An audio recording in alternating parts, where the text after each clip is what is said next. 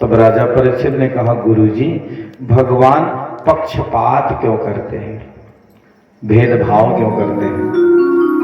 सुखदेव जी ने कहा, भेदभाव? हाँ गुरुदेव, कहाँ भेदभाव? बोले, हमेशा देवताओं और भक्तों को बचाते हैं, राक्षसों को मारते हैं। आखिर सब उनकी ही संतान तो है, देवता भी भगवान की संतान, राक्षस भी भगवान की संतान, तो देवताओं को बचाते क्यों हैं और राक्षसों को मारते क्यों हैं? आचार्य सुखदेव कहते हैं, परीक्षित ये दृष्टि का भेद है। यही बात तुम्हारे बाबा ने नारद जी से पूछा था जब तुम्हारे बाबा अश्वमेध यज्ञ कर रहे थे और शिशुपाल गिन गिन कर भगवान को गालियां दे रहा था, तो भगवान ने 100 गाली देने के बाद उसका मस्तक काट दिया था शिशुपाल का। शिशुपाल की प्राण ज्योति जाकर श्री कृष्ण में जब समा गई, तब तुम्हारे बाबा ने पूछा था कि ये तो गाली दे रहा था, तो भगवान ने अपने में क्यों समा लिया? तब जो बात तुम्हारे बाबा को नारद जी ने बताई थी, वही मैं आपको बता रहा हूं। बताओ, अगर चौराहे पर आपसे किसी से झगड़ा झंझट हो गया हो, तो जब जब चौराहे पर जाओगे, उस जगह पर जाओगे, तब तब वो बात याद आएगी। कारण आदमी के दिमाग में दुश्मन का नाम ज्यादा ध्यान रहता है, रिश्तेदार और मित्र का चाहे कम रहे, दुश्मन को ज्यादा याद रखता है आदमी। और जिस जगह झगड़ा हुआ है उस जगह पहुंचे तो तुरंत याद आएगा। रिश्तेदार के घर के सामने से निकले तो भले ही ध्यान बहका रहे ना याद रह जाए, लेकिन जब दुश्मन के घर के सामने से निकलेंगे तो तुरंत याद आएगा कि दुश्मन हमारा रहता है। क्योंकि आदमी सबसे ज्यादा दुश्मन को याद रखता है। भगवान को भक्त समझकर कोई भी भज सकता है, लेकिन दुश्मन समझकर तो वही भज सकता है जिसके बाजुओं में ताकत हो। जो जितना ज्यादा भगवान को याद करेगा, उसको उतनी बड़ी अच्छी गति मिलेगी। और वैसे भी भक्त चाहे भगवान को कम ही याद रखें, देवता चाहे भगवान को कम ही याद रखें, लेकिन राक्षस सबसे ज्यादा याद रखते हैं भगवान को। कारण वो उनको अपना दुश्मन समझते हैं, और दुश्मन आदमी के दिमाग में ज्यादा नाचता है। तो भले ही राक्षस रहा हो, यदि भगवान भेदभाव करते हैं तो जितने राक्षसों को मारते उनको तारते नहीं, प्रभु ने जिनको मारा उनको तारा। तारा कि नहीं तारा? यदि भेदभाव होता तो कैसे तारते? इसलिए राक्षसों ने ज्यादा चिंतन किया, उनका मार्ग राक्षसत्व का था, तो उस माध्यम से मुक्ति प्रदान करी, भक्तों को दूसरे माध्यम से। वो बहाना बनाते हैं, भगवान मुक्ति का बहाना बनाते हैं। कभी माता जानकी को बहाना बनाया था त्रेता युग में, तो रावण के परिवार का बेड़ा पार कर दिया। कभी बहाना बनाया था भक्त प्रहलाद को, तो हिरण्यकश्यप का उद्धार किया। राजा परीक्षित ने कहा, गुरुदेव कैसे? तब आचार्य सुखदेव कहते, परीक्षित धरती के उद्धार के समय जब बाराह भगवान ने हिरण्याक्ष दैत्य का वध कर दिया था, तो उसका भाई हिरण्यकश्यप बहुत क्रोधित हुआ। उसने आकर के अपनी मां को, अपने भतीजों को, अपनी पत्नी को, पूरे परिवार को सांत्वना दिया, ढांढस बंधाया और कहने लगा कि मैं जा करके ब्रह्मा जी की तपस्या करके बल प्राप्त करूंगा और अपने भाई के बैरी से बदला लूंगा। हिरण्यकश्यप की पत्नी का नाम कयाधु। कयाधु के पेट में उस समय बच्चा था। हिरण्यकश्यप चला गया तपस्या करने, इंद्र वेश बदल कर आया हिरण्यकश्यप के वेश में, कयाधु को हर ले गया। नारद जी ने आकर के छोड़ा दिया, बच्चा इसको छोड़ो। तो इंद्र ने कहा कि ये तो हमारे दुश्मन की मां बनने वाली है। नारद जी ने कहा, तुम चिंता मत करो, उसको मैं ठिकाने लगा दूंगा। फिर कयाधु को नारद जी सत्संग सुनाने लगे। ध्यान दीजिए, बच्चा जब अपनी मां के पेट में रहता है तभी से सीखने लग जाता है। ये मत समझना कि जन्म के बाद सीखता है। 3 महीने का बच्चा जैसे पेट में होता है, पूरा शरीर बन जाता है। अगर मैया खराब खराब पिक्चर देखेगी तो राक्षस पैदा हुई है बुद्धि से। सतयुग में राक्षस और देवता अलग अलग लोकों में रहते थे। ध्यान दीजिए, this point is very important. सतयुग में देवता और राक्षसों का अलग लोक था, एक लोक में नहीं रहते थे। युग बीता, त्रेता युग आया, तो त्रेता युग में राक्षस और देवता एक लोक में रहने लगे। राम और रावण सब देखो कहां रहते थे, पृथ्वी लोक पर ही तो। और जब त्रेता के बाद द्वापर आया तो राक्षस देवता एक परिवार में रहने लग गए। ध्यान दीजिए, द्वापर युग में कितना युग बदलता गया, सरकता गया। संसरति संसारा, त्रेता युग में एक लोक में थे, सतयुग में अलग अलग लोक था, त्रेता युग में एक लोक में राक्षस और देवता, द्वापर आया तो एक ही परिवार में हो गए राक्षस देवता। कौन? कौरव और पांडव थे कि नहीं? और जब कलयुग आया तो एक आदमी में हो गए राक्षस देवता। देखने में कितने सुंदर मुंदर है और बुद्धि में राक्षस गुस्सा है। देवी जी देखने में देवी जी जैसे हैं और दिमाग में सुपड़खा नाच रही हैं, तो एक में घुस गया राक्षस, घुस गया लोगों की बुद्धि में। क्यों? क्योंकि बच्चा जब मां के पेट में आता है तभी से सीखने लगता है। मां अगर अच्छा खाएगी, खराब चीज खाएगी, अच्छा बोलेगी, झगड़ा करेगी, बवाल करेगी, क्रोध करेगी, कुढ़ेगी, चिल्लाएगी, जल्लाएगी, तो सारा कुछ संस्कार बच्चे में आएगा। इसलिए जिस मां के पेट में बच्चे हैं उनको रामायण भागवत पढ़ना चाहिए, संत सदगुरु का सत्संग सुनना चाहिए, झगड़ा बवाल से दूर रहना चाहिए, क्रोध चिड़चिड़ापन से दूर रहना चाहिए। अपने आप को जितना बुरे माहौल से बचाओगी बच्चा उतने लायक होगा, और जितने खराब माहौल में रहेंगे उतने उत्पाती भी हैं। अब लड़के सब उत्पात लेकर पैदा हुआ था, सब ट्रेनिंग में थे। एक दिन हमने शायद निवेदन किया था, बहुत ज्यादा मोबाइल भी नहीं देखना चाहिए। अभी बहुत तेजी से घटनाएं घट रही हैं। जिन माताओं के गर्भ में बच्चे हैं वह सारा दिन मोबाइल ही देखत ही तो रेडिएशन बच्चे के दिमाग में घुस जाता है, मानसिक रूप से अपंग हो जाता है बच्चा। इसलिए पढ़ी लिखी हो तो रामचरितमानस मंगाई लो, पढ़ती रहो जब समय मिले। दिव्य संस्कार लेकर बच्चा पैदा होएगा, आप आश्चर्य करोगी। केवल गुण उसके निखरते हैं, ट्रेनिंग तो बीज तो मां के पेट में ही पड़ जाते हैं उसके बच्चे के संस्कारों के। वीर अभिमन्यु ने अपने मां के गर्भ में ही युद्ध की बहुत विद्याएं सीख ली थी। मां की लापरवाही से थोड़ा नहीं सीख पाए थे, जिसका परिणाम क्या हुआ आप सब जानते हैं।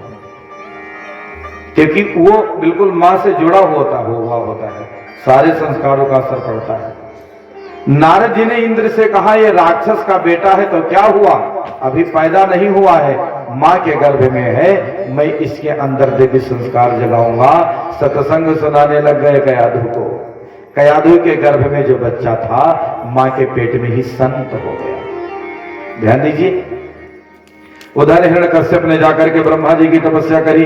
ओम ब्रह्मदेवाय नमः, ओम ब्रह्मदेवाय नमः, ओम ब्रह्मदेवाय नमः, ओम ब्रह्मदेवाय नमः, ओम ब्रह्मदेवाय नमः।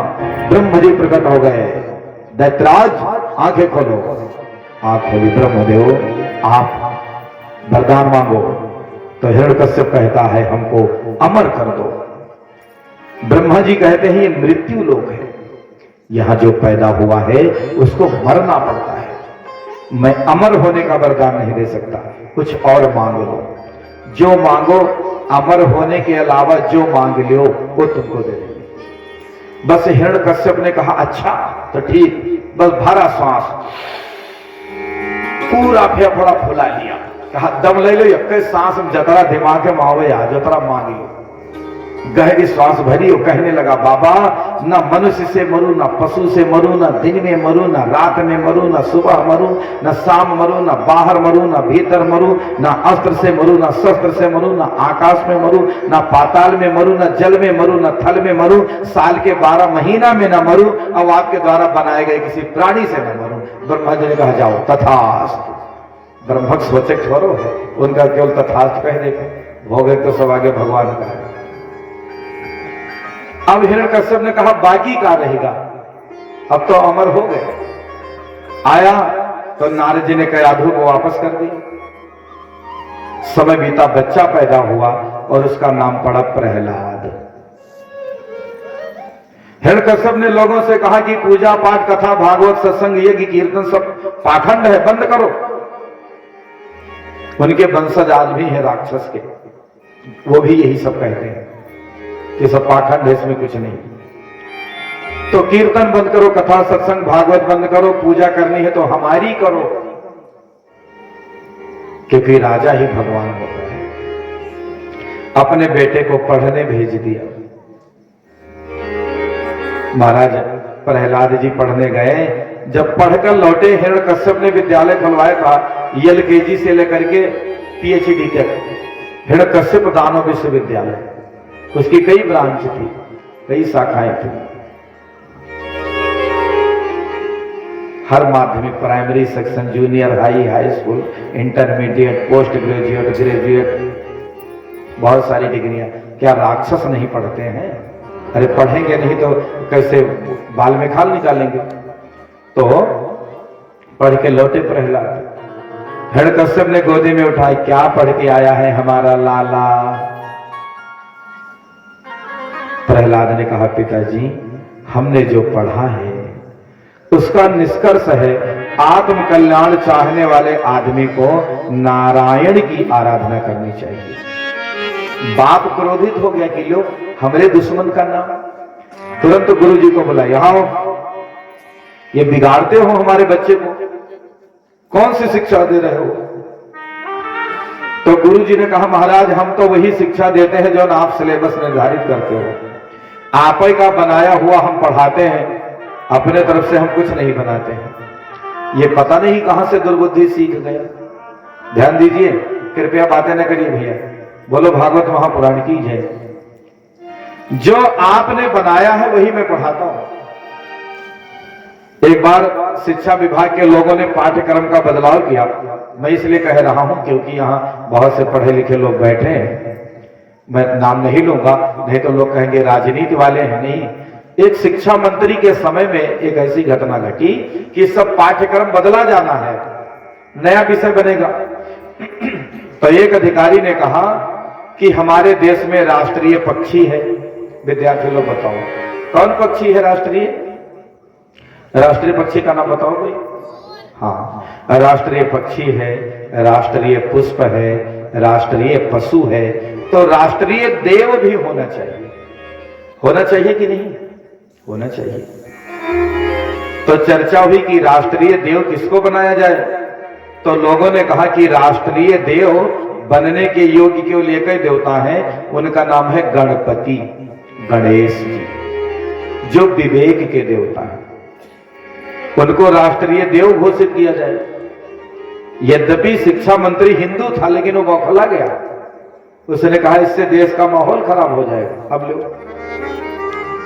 देश के माहौल का उसको तकलीफ नहीं है, तकलीफ उसको गणपति से, क्योंकि बहुत लोग कहने को हिंदू है कि चिल्लाने के लिए, लेकिन अंदर कुछ नहीं। कुछ करना पड़ेगा तो बात में नहीं। हिंदू है तो हिंदुत्व के लिए कुछ करना पड़ेगा हमें। अरे अपने लड़के ब्याह में पंडित का ब्याह कराई नहीं दे पावत, हमें हिंदुत्व करे छक्का करें।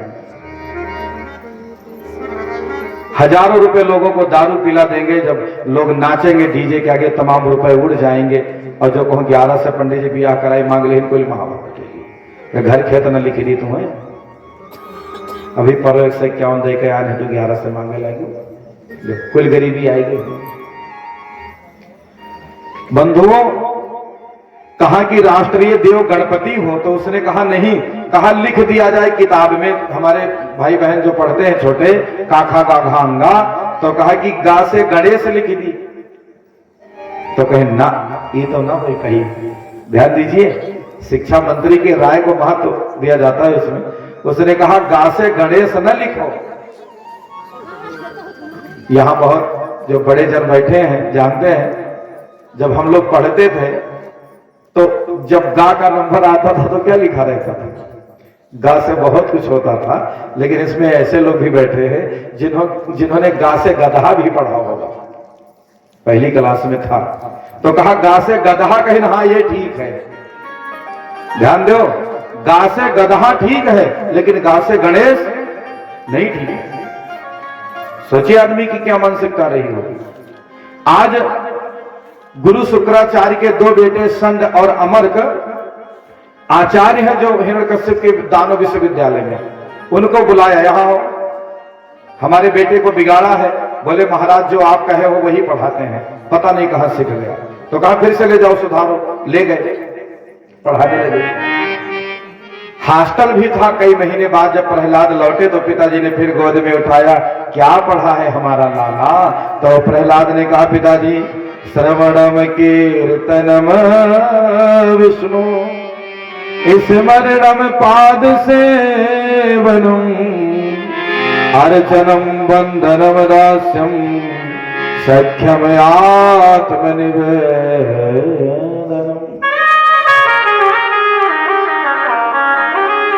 पिताजी 9 प्रकार से भगवान की भक्ति करनी चाहिए।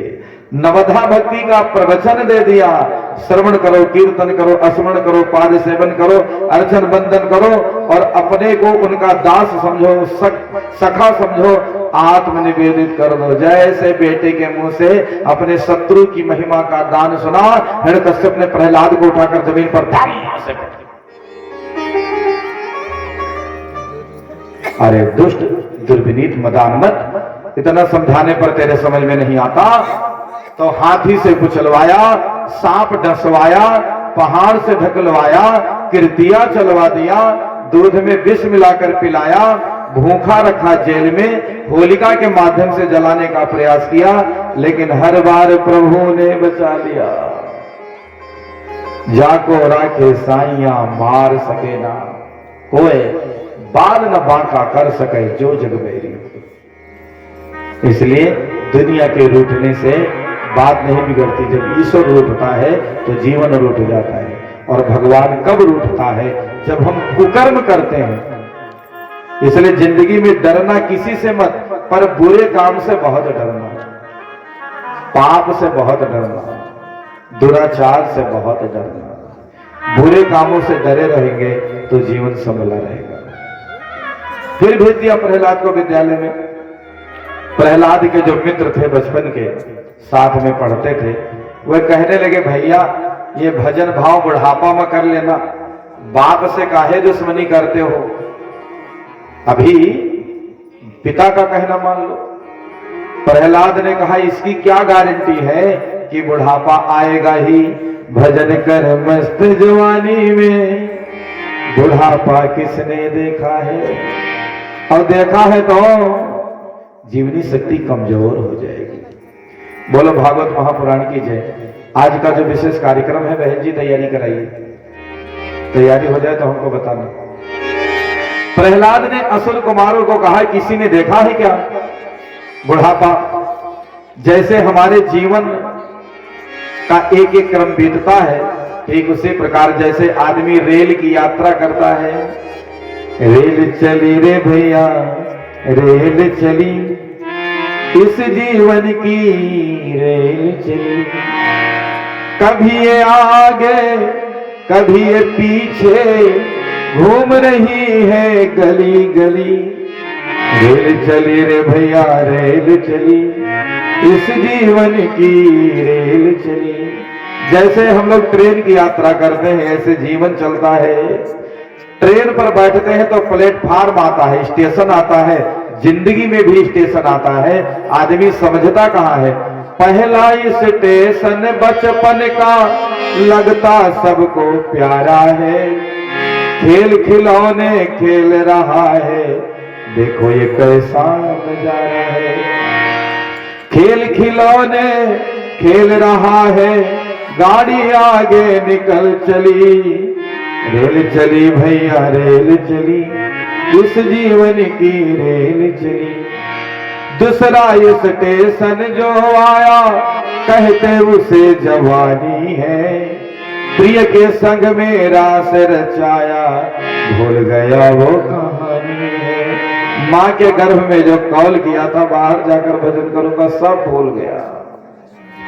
दूसरा स्टेशन जो आया कहते उसे जवानी है, प्रिय के संग में रास रचाया, भूल गया वो कहानी है। रास रंग में रमा रहा तू, गाड़ी आगे निकल चली, रेल चली रे भैया रेल चली, इस जीवन की रेल चली। तीसरा स्टेशन जो आया, कहते उसे बुढ़ापा है। उल्टी सीधी बातें करते, प्रभु के भजन न आता है। राम नाम नहीं आता है। राम नाम ना निकले मुंह से, गाड़ी आगे निकल पड़ी। रेल चली रे भैया रेल चली, इस जीवन की रेल चली। अंतिम स्टेशन जो आया, कहते उसे शमशान है। इंजन सारा फेल हुआ है, गाड़ी हुई बेजान है। आगे पटरिए नहीं है, इंजनों फेल होगा। अंतिम स्टेशन जो आया, कहते उसे शमशान है। इंजन सारा फेल हुआ है, गाड़ी हुई बेजान है। कहत कबीर सुनो भाई साधो, गाड़ी आगे निकल चली। रेल चले रे भैया रेल चली, इस जीवन की रेल चली। कभी ये आगे आगे, कभी ये पीछे पीछे, कभी ये आगे आगे आगे आगे, कभी ये पीछे पीछे पीछे घूम रही है गली गली। रेल चली रे भैया रेल चली, इस जीवन की रेल चली। प्रहलाद के मित्रों ने कहा, भैया तुम इतने विद्वान कैसे हो गए? हमारे तुम्हारे गुरु जी तो एक हैं। प्रहलाद ने कहा, ये हमारे गुरु थोड़ी हैं। एक को दिखाई नहीं देता, एक को सुनाई नहीं देता। गुरु सिख अंध बधिरे कर लेखा, एक न सुने एक नहीं देखा। हमारे गुरु जी तो नारद जी हैं। जब मैं माँ के पेट में था तभी हमें सत्संग मिल गया था। भैया वो ज्ञान हमें कैसे हो? कहते कीर्तन से। तो कीर्तन क्या है? बोले गुरु जी बाजार घूमे गए हैं, जाओ ढोलक मजीरा उठा लो।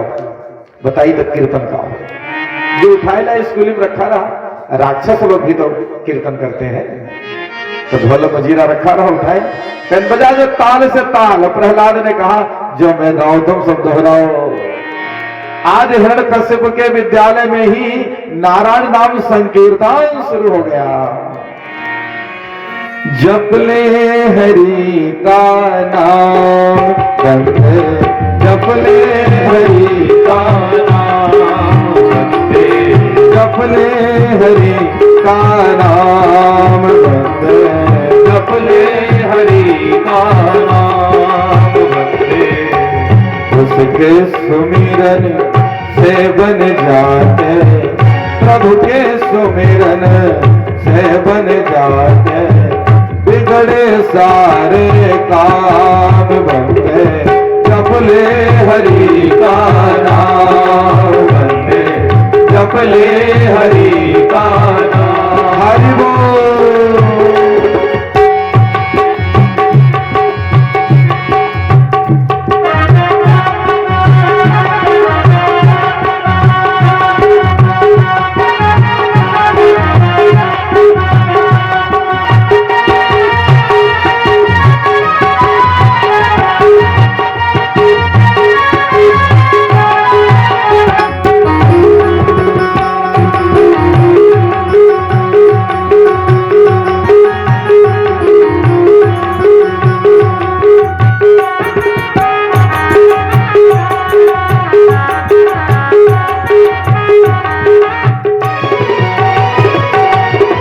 सूरज चांद सितारे सारे उगते ढलते रोज। सूरज चांद सितारे सारे उगते ढलते रोज। धरती से अंबर तक फैला उसका ही तो धरती से अंबर तक फैला उसका ही उसका ही तो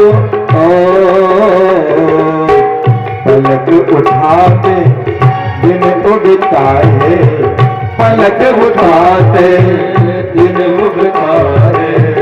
पलक झपकते शाम बंदे जपले हरि का नाम बंदे जपले हरि का नाम बंदे। सब कीर्तन गा रहे हैं। एक ने दौड़ करके जाकर के गुरु जी से बाजार में बताया कि तुम ही मार्केटिंग करो और संध्या क्लास लाइब्रेरी खोलो।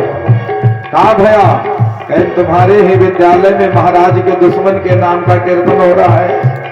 तो गुरु जी ने 5 सैनिकों को भेजा, जाओ दौड़ के कीर्तन रखवाओ। पर कीर्तन का करंट कितना जबरदस्त है।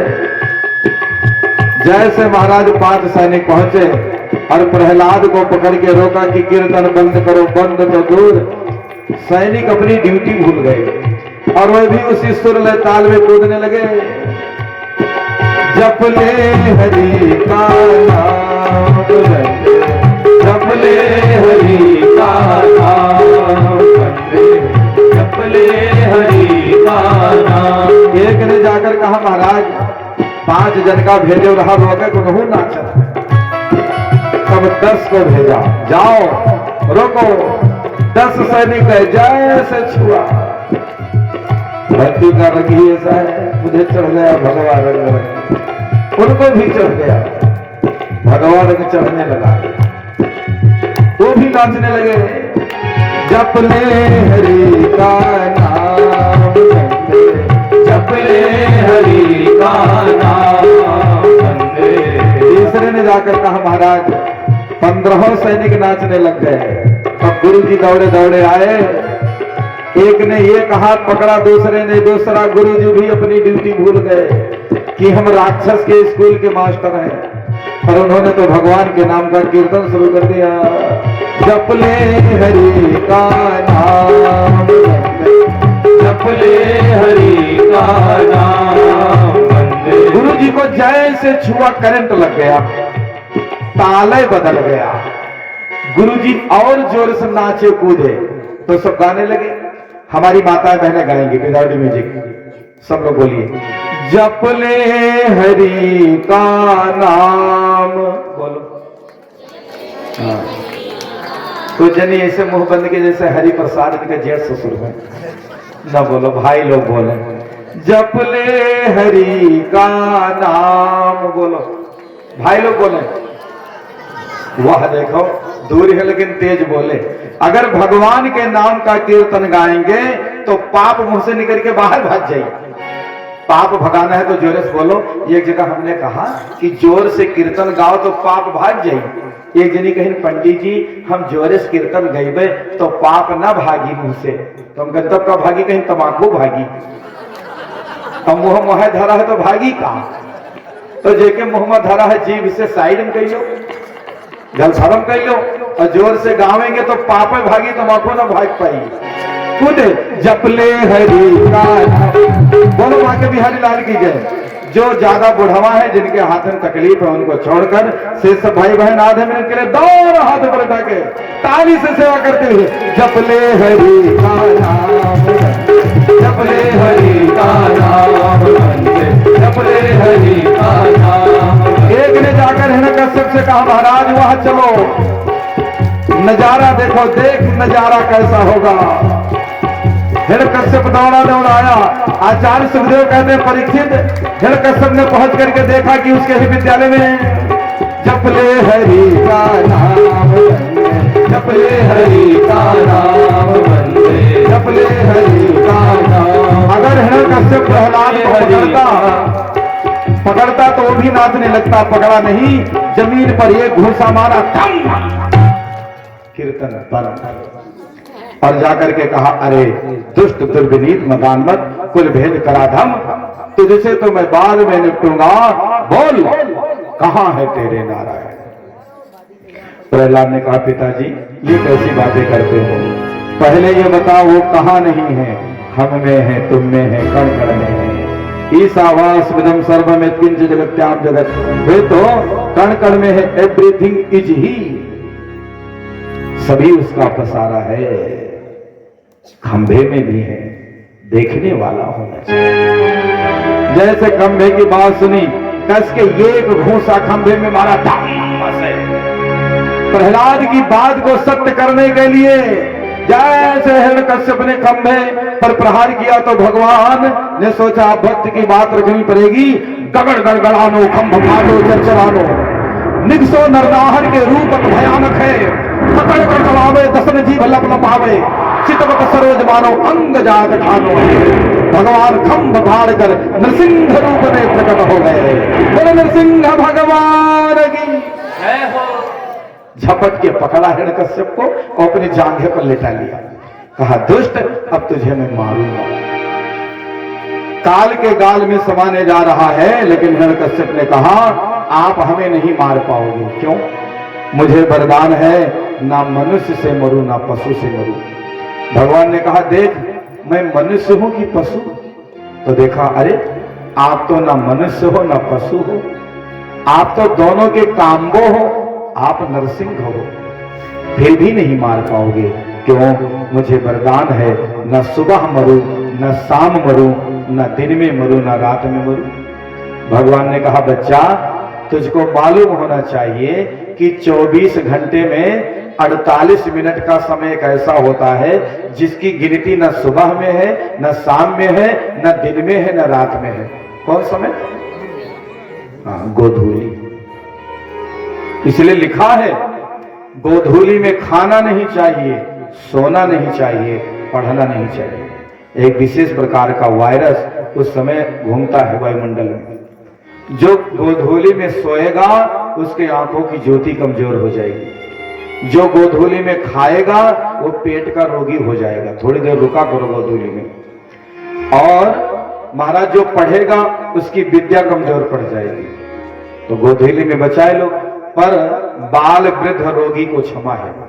कोई बीमार आदमी है उसको कुछ खा के दवाई खाना है तो उसके लिए छूट है शास्त्र में गोधूली में। छोटा बच्चा दुधमुहा बच्चा सो रहा है उसको सोने दो, उसके लिए नहीं रोक टोक है। बाल वृद्ध रोगी को छूट है, बाकी सबको गोधूली में खाने सोने से अपने आप को बचाने का अभ्यास करना चाहिए। भगवान ने कहा रे दोस्त तुझे मैं गोधूली में मारूंगा। तो उसने कहा तो भी ना मार पाओगे, मुझे वरदान है ना बाहर मरूं ना भीतर मरूं, ना घर के अंदर ना घर के बाहर। भाइयों बहनों हमारे आपके घर में एक जगह ऐसी है ना जो बाहर है ना भीतर है। क्या? ड्योढ़ी, चौखट। चौखट पर ज्यादा बैठकर खाना पीना नहीं चाहिए।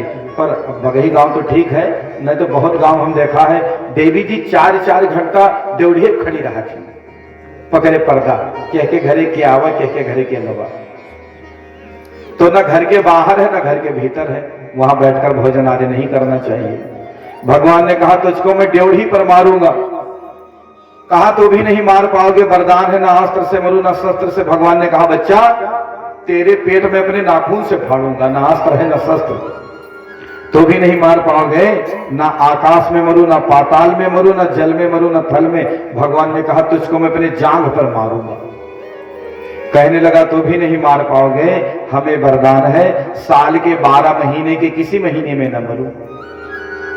तो भगवान ने कहा बच्चा तुझको मारने के लिए हमने 13वां महीना बनाया है। बताओ कौन महीना है 13वां?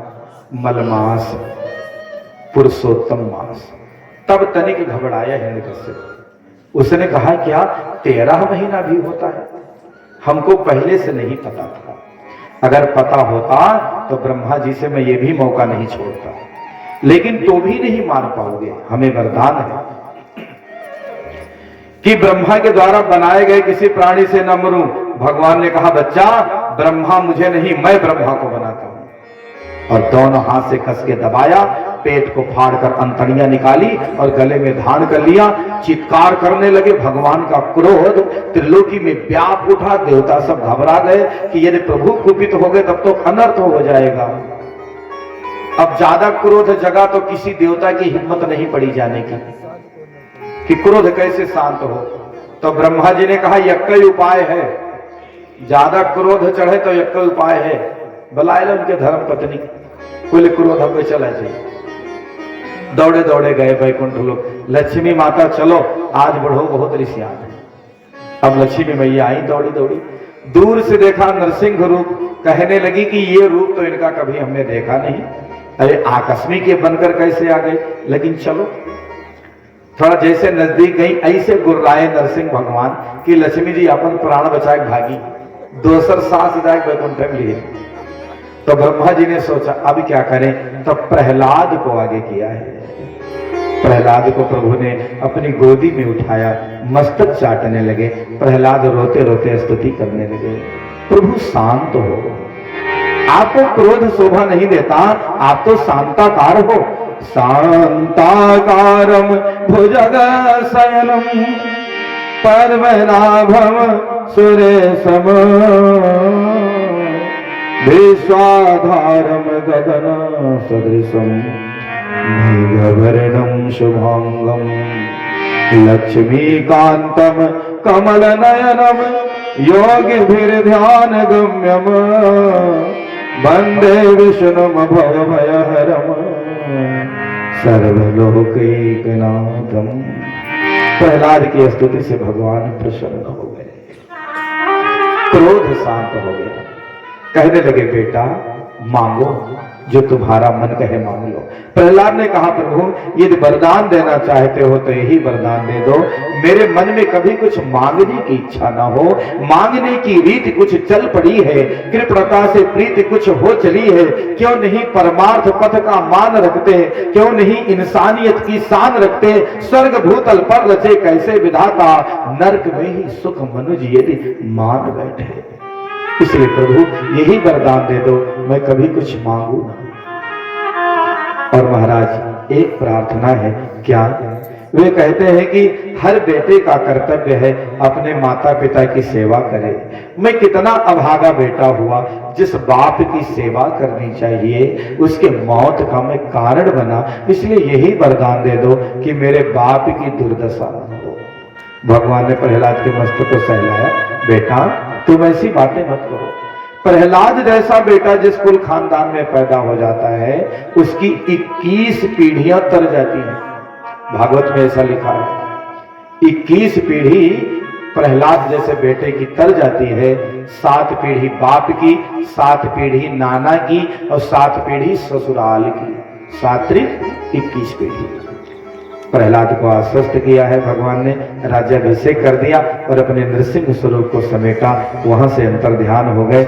लोग कहते हैं कि भैया भगवान पहले प्रकट हो जाते थे, अब क्यों नहीं होते हैं? सूर्य अनेक फिरे कण मागत, पै पद सूर सुस्वाद कहा, पुनि ताल मजीरा बजाते फिरे, मेरा मतवारी सी ताल कहा। सिया राम कथा कितनों ने लिखी, तुलसी जैसी मर्याद कहा, नरसिंह बसे प्रतिकंबन में, पर काढ़न को प्रहलाद कहा, पर काढ़न को प्रहलाद कहा। आज भी तो परमात्मा हर खंभे खंभे में है, भक्त प्रहलाद को होना चाहिए प्रकट करने के लिए। प्रहलाद चरित्र को जो सुनता है उसके हृदय में भक्ति भाव का उदय होता है और उसका जीवन निर्विघ्न हो जाता है।